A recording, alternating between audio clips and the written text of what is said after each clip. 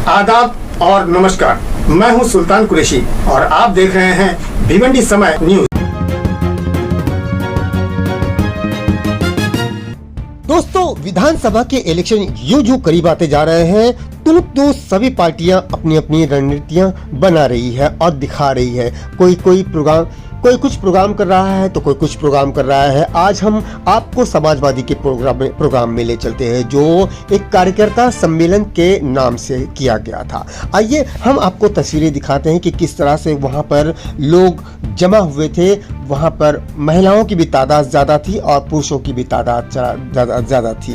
लेकिन इस मौके पर हमने वहां पर दो लोगों को इकट्ठा देखा जिनके बारे में आप कई महीनों से सुन रहे थे कि ये दो लोग जो हैं अलग अलग रह रहे हैं, इनमें आपसी तालमेल नहीं हो रहा है। लेकिन आज दोनों को हमने उस मंच पे देखा जहां पर कार्यकर्ता सम्मेलन हो रहा था और इसकी अगुवाई जो थी वो अबू आसिम साहब की निगरानी में की जा रही थी। लेकिन हमने वहां देखा कि दोनों को इकट्ठा मंच पर तो बिठाया गया था, लेकिन दोनों के मनमुटाव जो है अब भी वैसे ही थे। हालांकि दोनों को मिलाने की कोशिश की जा रही थी, लेकिन आप तस्वीरों में देख सकते हैं कि किस तरह से रईस शेख साहब जो है अपनी जो चेहरे की तासुरात से ही पता चल रहा है कि वो अब भी नाराज है। जबकि दूसरी तरफ हम रियाज अहमद आज़मी को भी देख सकते हैं कि वो मुस्कुरा रहे हैं और अपना काम किए जा रहे हैं। हम आपको अगली तस्वीरें में भी दिखाते हैं कि किस तरह से जब जनाब अबू आसिम साहब की एंट्री हुई थी तब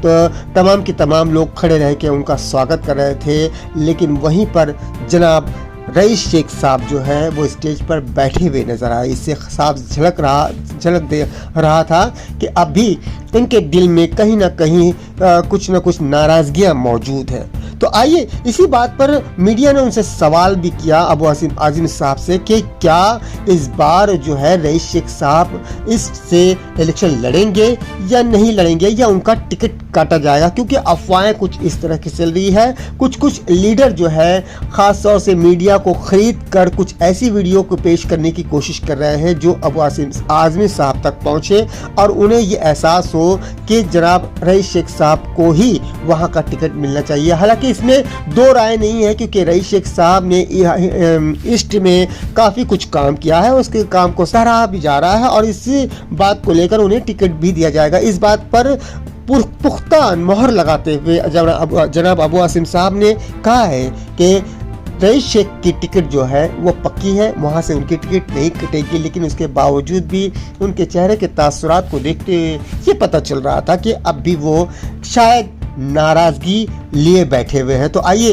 हम बात करते हैं जनाब अबू आसिम साहब से कि उन्होंने इस ताल्लुक से मीडिया से क्या बात कही।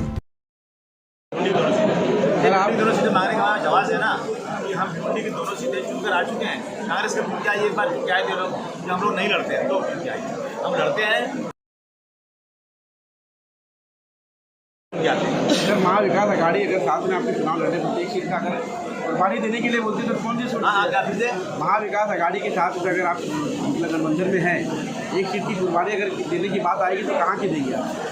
नहीं देखिए ना, देखिए हमारी इसकी सीट तो पक्की है, वो तो हम कुर्बानी दे नहीं सकते, कोई सवाल ही देने होता है। वहाँ हमारा सीटिंग MLA है, दूसरी सीट भी मैं लूँगा।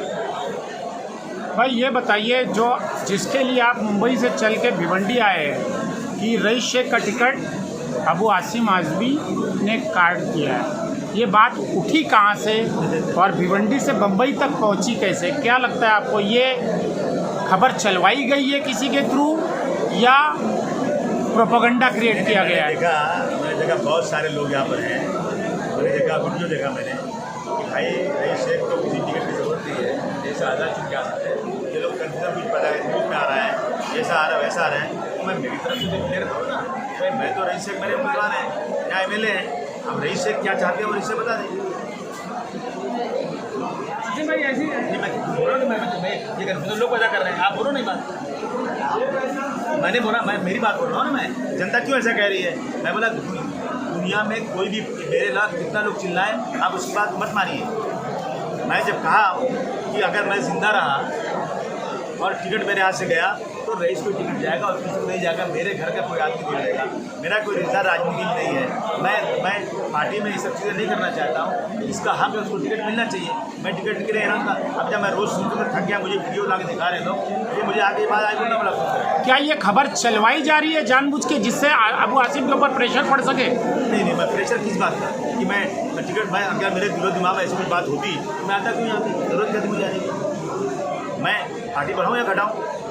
सर क्या लगता है जो नाराजगी है इससे कहीं पार्टी को बड़ा नुकसान तो नहीं सकता है? जिस तरह से नाराजगियाँ लोगों में चल रही थी, इससे पार्टी को भी तो छवि मतलब कहीं खराब हो रही थी। वो तो रही मैं खराब, इससे तो मैं कोशिश कर रहा सब करना। तो आज की कार्यकर्ता सम्मेलन में क्या लगता है सारे कार्यकर्ता एक प्लेटफॉर्म पे आ जाएंगे? ये कोशिश करना चाहिए। उम्मीद ही ना, उम्मीद जो है ना, उम्मीद कुफ्र है। उम्मीद रखना चाहिए, अच्छी उम्मीद। मैं खराब उम्मीद को रखूँ? अच्छा भाई, आपके सामने नवाब अली साहब फॉर्म भरे थे। हाँ, कैसी आपकी तैयारी रही? मेरी तैयारी जो थी वो है। मैं तो जैसा क्या रियाज शेख और रईस? मैं कोई और ट्राई नहीं करता हूँ। मैं अपना जैसे काम सामना करता हूँ वैसे ही कर रहा हूँ। जीतूँगा हारूँगा, मुझे कोई फर्क नहीं। क्या कहेंगे जिस तरह से समाजवादी पार्टी के किसी भी सम्मेलन या किसी भी कार्यक्रम में विधायक और पश्चिम के जो जिनको जिम्मेदारी दी गई थी, जैसे कि रईस शेख या रियाज आदमी एक प्लेटफॉर्म पे दिखाई देंगे या फिर ये अलग अलग रह के काम करने मुझे वाले? देना चाहिए, देना चाहिए, रहना चाहिए। अरे भाई, हमारे मन में वजह लगी कि आज तक। आसिम भाई, एक आखिरी सवाल, क्या नाराजगी खत्म होने के बाद एमएलए रईस शेख जो है रियाज आदमी का प्रचार करेंगे? भाई साहब, ये सब बात आज क्यों पूछते हैं? पहले तो होने दीजिए, इलेक्शन आने दीजिए, दोनों एक दूसरे का प्रचार करेंगे। मैं करूँगा सब। मैं पूरी मेहनत करूँगा।